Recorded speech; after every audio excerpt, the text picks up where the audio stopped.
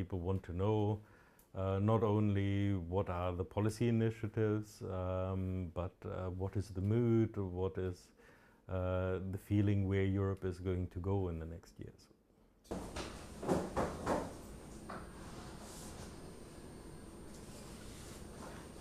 Certainly this one is going to be quite significant.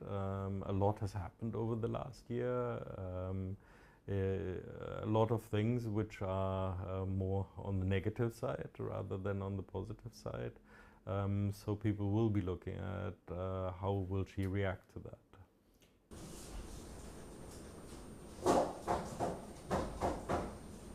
I think the implicit deal is even more important than the trade deal, and the implicit deal is about security.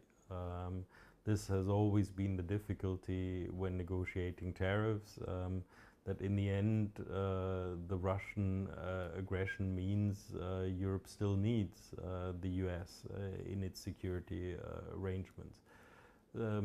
So yes, it is a tightrope walk, but we should also recognize that whatever deal we reach, it's not going to be a permanent deal. These are not trade deals as we have seen in the past. This is a president who believes in extortion, who believes in keeping up the pressure.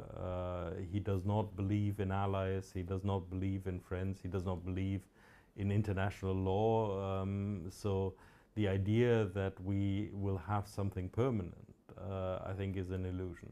We have to be ready for the next assault, and indeed one of the topics which von der Leyen might address is the question about how we deal with the challenge on the digital side, which was reopened very quickly, even after a deal was agreed.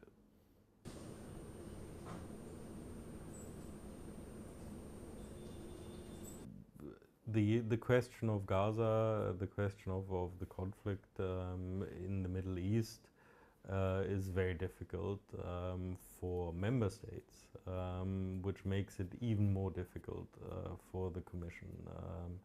There is no agreement between member states of how best to deal with the situation, not even what kind of language to use. Different member states are doing very different things. There's nothing in the European system which would impose any kind of coherence on the European position.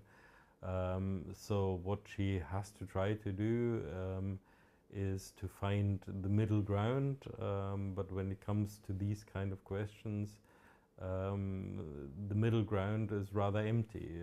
There is no one really on the middle ground.